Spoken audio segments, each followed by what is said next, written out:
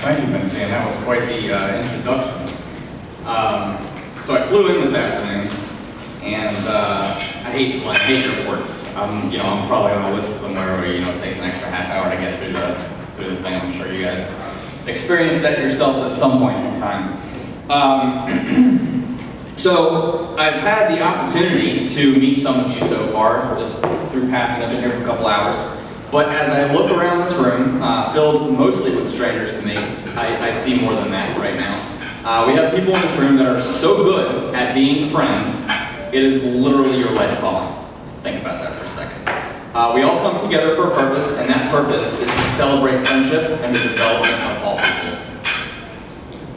You're here because you're great at inspiring people of all abilities. I was thinking about what to say tonight, last night, and I was looking for some inspiration, and without a proper motivation internally, it's impossible to motivate others. You already know that. What do you say to a group of people whose life journey took them to inspire people? Like most people, I get my encouragement from several sources, including, but not limited to, my wife, my parents, my family, my friends, Hashem, and my own experiences. My own experiences. What does that mean? Think about that. What does it mean to get inspiration from my own experiences? I have cerebral palsy, I'm sure you saw when I walked up. It was discovered sometime around the ripe old age of 6 months. And so I grew up with it my entire life. When I was showing obvious signs of lack of motor skills that most 6-month-olds tend to show. I'm not going to tell you my entire life story because that would take about 31 years, but let me give you some highlights to explain my drive, where I come from.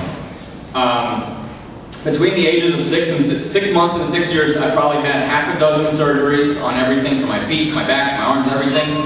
Hundreds, possibly thousands of hours spent in physical therapy, occupational therapy, doctor's offices, hospitals, the whole 9 yards. When I was 12, I had a major surgery.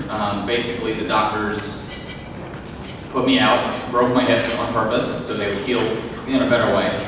It wasn't a surgery that was going to fix anything, but it was just so when I became an adult at the age I am now, or approximately, I wouldn't be in pain. Everything so far so good. Of course, when I was 12, I didn't necessarily see it that way. I didn't want to be in that awful body cast that I was in for 6 weeks. I don't know if anyone's had major surgery, but body cast, don't recommend it if you ever get the chance. So I went from being a normal, active 12-year-old, playing basketball, skateboarding, of course modified, but I knew I was not going to be the next Michael Jordan, so it was okay. Then I had to learn how to walk again. Even sitting up was a chore for a while. Luckily for me, I had parents and a community that were able to provide me with the environment that I needed to excel given my situation. And theirs, for that matter. My parents even went as far to have my B'nai Mitzvah class come to our house for Hebrew school so I could be a part of it. I couldn't leave the house, I was in a body cast. So not only was I impacted by my own situation, but an entire community was impacted. And they were all there for me. As a 12-year-old, it was hard to see the big picture. My friends would come over and hang out with me, and as my capabilities increased, I would be able to get out and join them for some outdoor fun. I eventually even learned how to ride a bicycle, something that most 13, 14-year-olds take for granted. But back to my question about self-motivation. These are things that encourage me, knowing that I'm capable of anything that I set my mind to. It really is a great feeling, knowing that I'm not only able to do things for me, but also to do things to inspire others, and hopefully those people will share that story and inspire even more people. Since I'm here sharing my life story with you, I want to tell you a funny one. I was at Vincent's house, I don't know, a month ago. I think it was Shabbos dinner or something, and I told him the story, and him and Rachel thought it was hilarious, and he told me I had to tell you, so I'm going to tell you. I was 13, I had just been bar mitzvahed. We were in Jerusalem with my family. We were on a bus, and at the time, like I had mentioned, I was capable of walking around a little bit, but mostly still felt comfortable in a wheelchair for longer distances. So I was in my wheelchair on this bus, and a nice older lady walked up and asked if she could pray for me. Okay? I don't know if anyone's seen this before when people do that, but I'm not going to tell someone that they can't pray.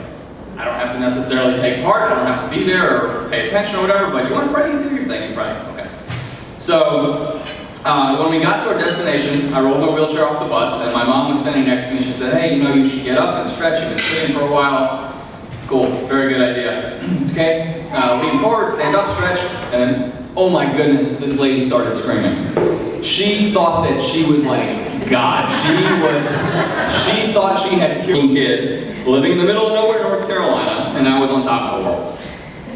Then I ended up running for student body president. I lost by a small margin. There were 30,000 kids at my university, and I lost by somewhere around 700 votes. So it wasn't that bad, but we all have our highs and our lows.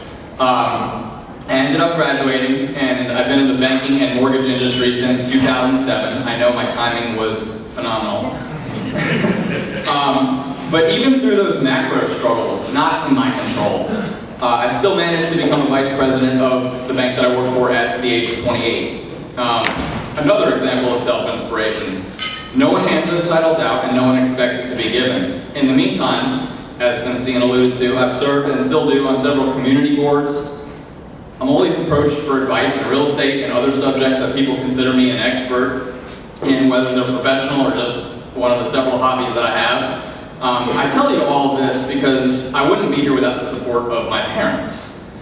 I didn't have the friendship circle when I was growing up. It didn't exist in Charlotte yet. I was extraordinarily fortunate in my life to have parents with the means and the know-how to take care of me as I was growing up.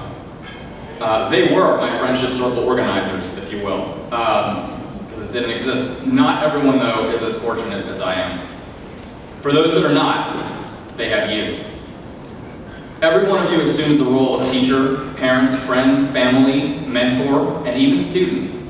That proud feeling you get when you see someone accomplish something that they may not have been able to without some support that they may not have gotten without you at the helm. An amazing feeling. Staying humble is also important, a sign of a strong leader. We live in communities. Nothing can be done solo. With that said, though, someone has to be the root of the movement. We've all heard the saying, we have to accomplish more with less. Well, we have to be those people. We have to live that mentality. Less can mean time, resources, external motivators, but we keep on keeping on because we know it's the right thing to do. What a rush. Think about that. So back to my original question, what does it mean to get inspiration from your own experiences? I know it's not easy dealing with a disability in my own body, and I'm positive my parents struggled just as much as I did to cope in this world. Not long ago, Friendship Circle in Charlotte had a guest speaker named Trevor Thomas. He's a blind hiker. He hiked the Appalachian Trail, that's over 2,000 miles of hiking. Blind, completely blind and alone. Him and his dog hiked 2,000 miles. That is self-inspiration. Amazing. That takes internal motivation and encouragement to accomplish. It's an unbelievable story. Stephen R. Covey said, I don't want to be a product of my environment. I want my environment to be a product of me. Let me read that again. I don't want to be a product of my environment. I want my environment to be a product of me. I'm sure we've all heard this quote, and I want to follow that up with another quote.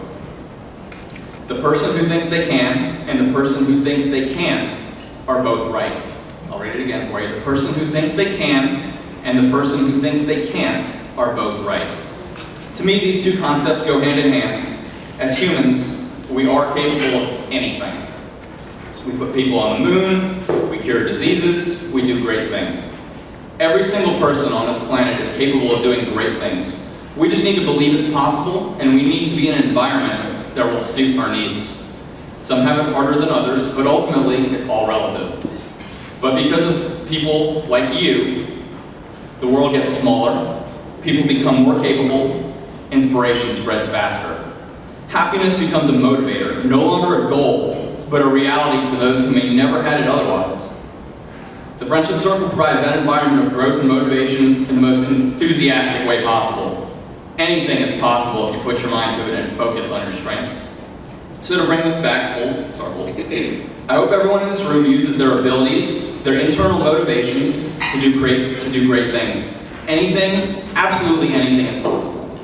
With that, I want to thank you for having me here tonight, Vincent, and everyone else who organized. Hopefully my story will inspire you to inspire others. That's ultimately what we're all here for. Thank you for the amazing work that everyone here does around the globe, all over the planet, motivating entire communities. Thank you very much for having me.